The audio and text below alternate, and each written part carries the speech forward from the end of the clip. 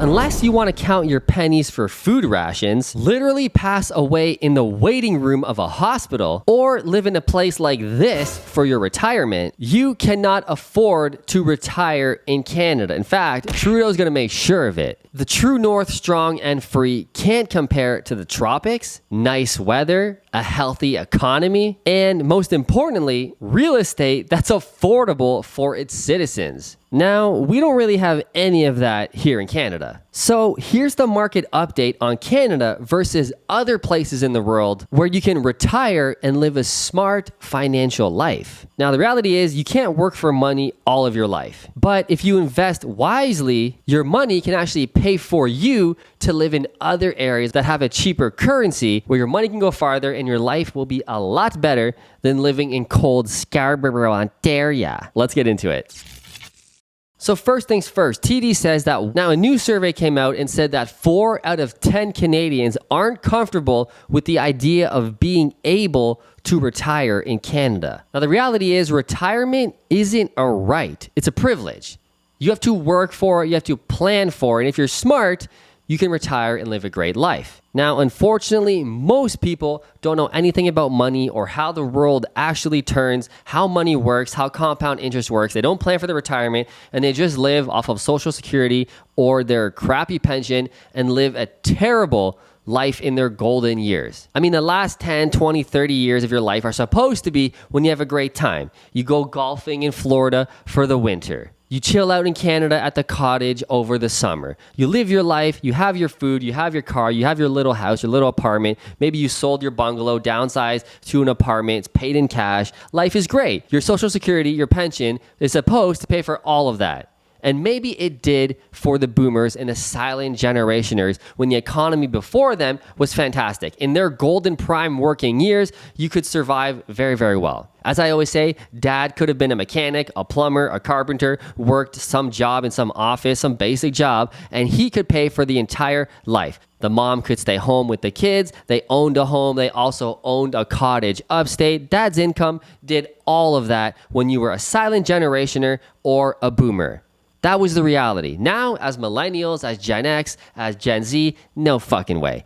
Dad's income is not going to be able to afford all of the life. No way. Mom also has to work. They're both stressed out. The kids are just iPad kids because mom and dad are so strung out, so stressed out from working all day. When they do get home, they're just like, yo, just watch the iPad. Dad's gotta chill, all right? Life sucks. Life sucks. I got no money. I'm pissed off. I'm a piece of shit. I got the big beer belly. Here's your iPad. That's terrible. That's the reality. And I'm starting this video off real fucking hot, real personal, but hey, this channel is about solutions and is about being real. I ain't up here as a YouTuber singing and dancing for you, okay? We're talking about some real shit and how to live and become wealthy. And this is the reality of what's happening.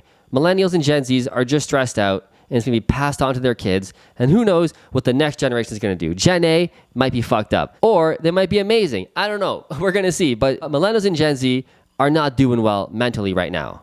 Now, the first comparison we're going to do is Canada versus Florida. Now, Florida has always been a place where elderly people have retired. Both Canadians and obviously Americans love Florida. You got golf courses literally on every corner, great weather, the ocean, housing is cheap. It's a great place to retire. And that's what's been happening for decades. Canada, on the other hand, might be affordable if you did your financial planning properly and had a great wealth buildup, but it doesn't really matter because it's still cold out, minus 30, it's slushy, it's dangerous, potholes everywhere. The healthcare system in Canada is absolutely garbage. But Matt, it's free in America. You gotta pay. Dude, you pay for your healthcare. Don't kid yourself. You just don't pay for it on a monthly basis out of your own wallet, but you pay for it via high taxes. There's so much tax in Canada. It's absolutely crazy. Whereas Florida, there is 0% state tax. You only pay the IRS, which is typically between 15 and 20% taxes. Imagine only paying 20% taxes as a high income earner. I can attest to this. In Canada, I am a high income earner, top 1% income.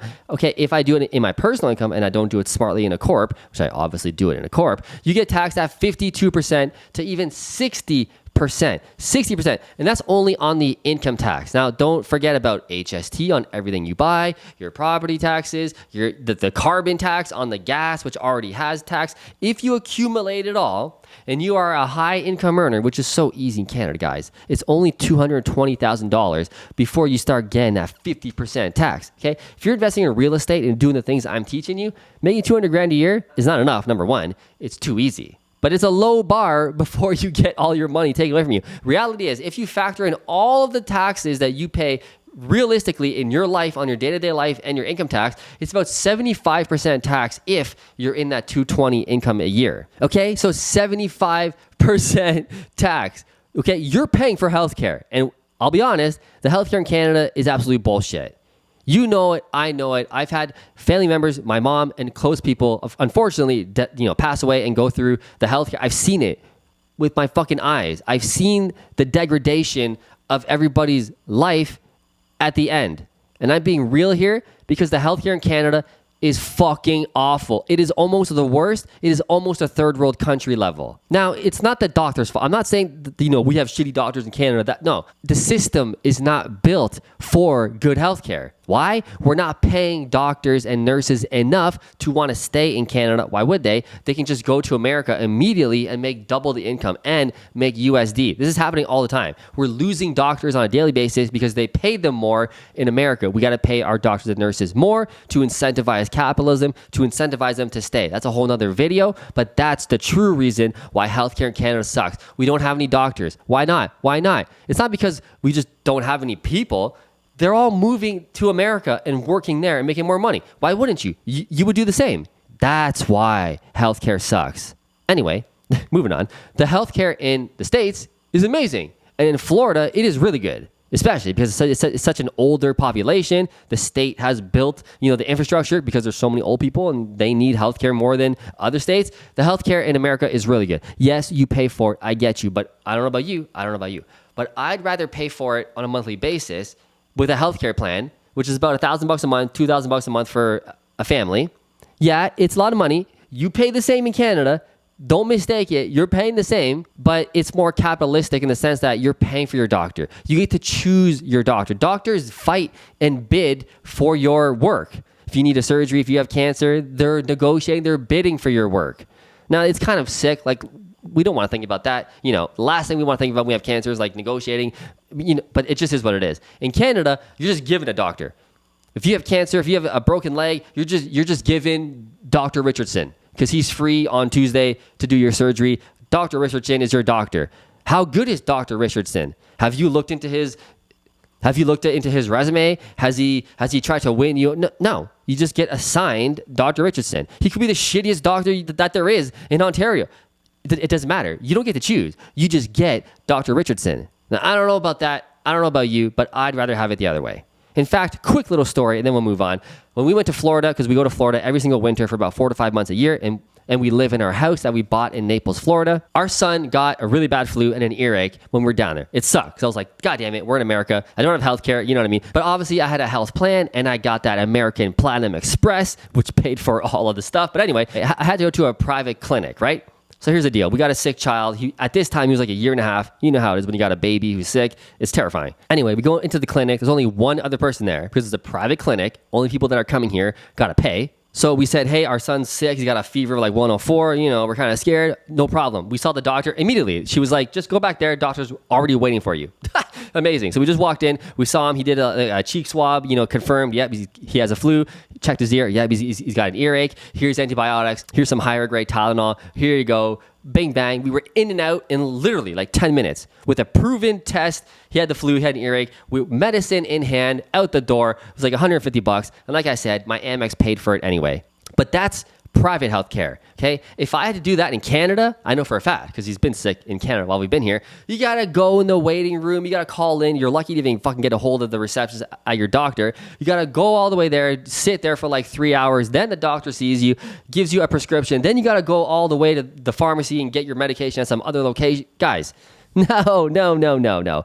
I'd rather have it the American way. But one of the biggest benefits, obviously, to retiring and living in Florida is the price of real estate. Real estate is a very touchy subject in Canada because nobody can afford it. Prices are through the roof. In Florida, prices are absolutely amazing. For example, where we live, well, not exactly where we live in Naples, Florida, which is the richest city per capita in America. It's the whole reason why we bought there.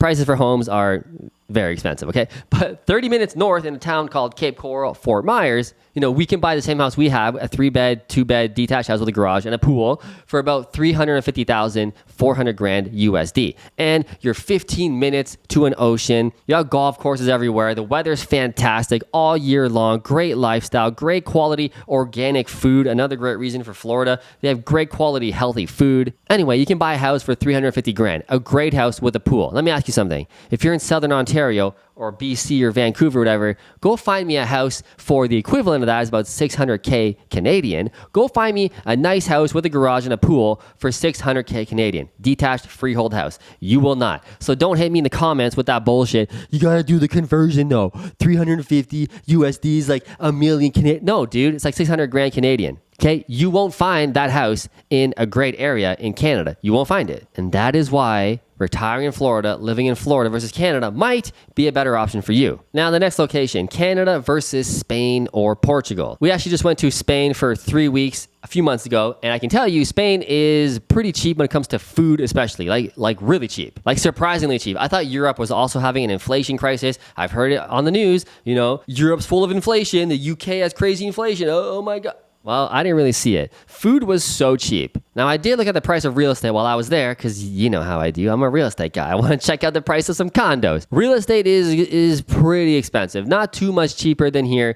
It's not that good of a deal. But the lifestyle, once you're there, your day-to-day is way cheaper.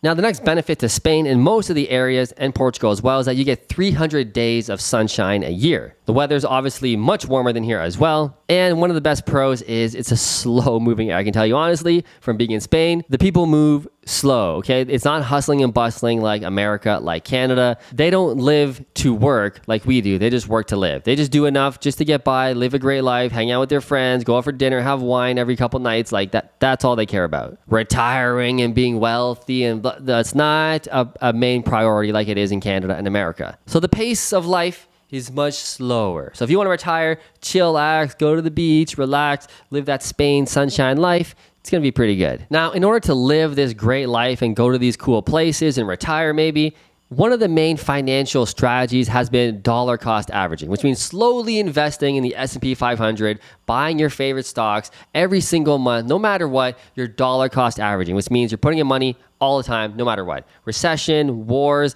terrorist attacks, it doesn't matter. The stock market does this, but overall, it wiggles up like a snake. Over time, it always goes up. So if you just keep investing, you're going to win. The problem is it's too slow. It's guaranteed. You will make a lot of money, but it's going to take 30, 40, 50 years of dollar cost averaging, and then you will be pretty wealthy. You'll live a great life. But I don't know about you. You probably don't want to wait 40 to 50 years in order to start living your great life. You probably want it a little sooner. And the only way to do that really is to start a business. Getting paid for your results rather than dollars per hour is going to lead you to be able to invest quicker.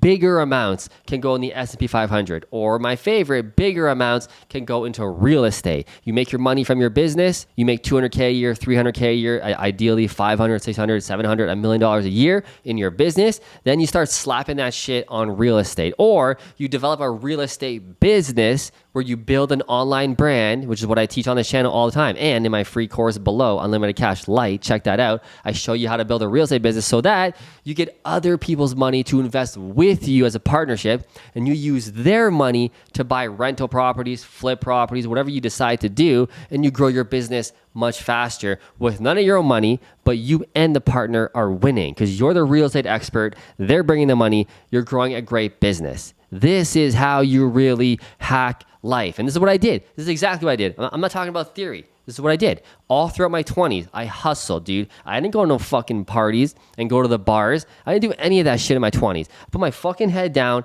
and I just researched. I worked as a carpenter with my own business. Then I became a realtor. I built on my skills. I attracted people into my business from making these videos. They're like, Matt, you know what you're talking about. I've seen your work. I've seen you renovate homes physically. Why don't I just partner with you? That's what happened. That's what will happen to you. So I was like, cool. People brought money. We partnered together. I bought 1 deal, 2 deals, 3 deals, 10 deals, 20. I bought 50 single family rental properties, held them for 5 years, made a ton of money on all of them, sold them all, took that profit. Sweet. Now we're talking. I put the money more back into the business. Now we flip properties. I make even more faster money. This is how we do it. And this is how I built my wealth. Now I can invest a lot of money. I got a lot of businesses going on right now, a lot of income coming in from different streams. You think I care about recessions? You think I care about the high cost of food? You know, it sucks. I've always have the frugal nature. That will never leave. I'm a frugal motherfucker, trust me. But the money's there. I don't have to worry about finances. Let's be real, guys. The number one cause of divorces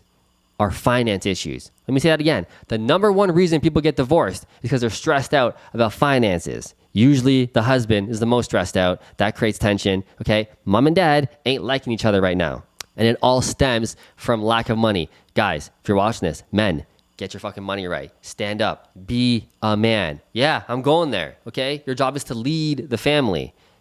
You don't like that message? You probably don't like this channel then. You probably leave. Men are to lead your family. It's time to take control of your wealth, your life, build a business, start investing so that you can provide. That's what you want. That's what I know it is. I know it is. I know it sounds a little right-wingy, but deep down, even if you're a liberal man, I almost bet you know it's the truth. There's something down there. You're like, that motherfucker's telling the truth. I don't like to hear it, but he's telling the truth. There's something inside me as a man that wants to lead and take care of my family. You have it too. So how do we do it? How do we lead? This channel is about solutions. Like I said, the best way to do it that I know is to invest in real estate, build a business. But the reality is investing in Canada is very, very hard and almost impossible now, especially when it comes to residential real estate. It's hard to make anything cash flow. The tenants have all the rights. They can do whatever they want. They can take your money and not pay for months and months and months. It's too risky in my mind. Even after owning 50 single family rental properties, sold them all, I don't want to do it anymore. That's why I think you should really focus on investing in the US, specifically in red Republican states where you have more control over the landlord-tenant board. If tenants don't pay rent, they're gone. The police come, drag them out after 30, 40 days. There's no 4 months, 6 months, 9 months, 12 months of tenants not paying like we see in Ontario and BC. Okay, they ain't none of that in Texas, Florida, Georgia, Tennessee. You don't see that. And the price of real estate is so much cheaper. The rent is more, which means the property is actually, cash flow. Yeah, that's a great, most important thing about real estate is that it cash flows on the way up to you being able to sell it 5 years later. It's got to make money. The properties there actually make money. So if you want to learn how to invest in the US as a Canadian, I got a free course below showing you everything that you need to know about trans-border buying, setting up your corporations. It's very, very easy. Trust me, way easier than you think it is. Check that out, totally free. But anyway, if you like this video, smash the like button, hit the subscribe button. I'll see you in the next rant.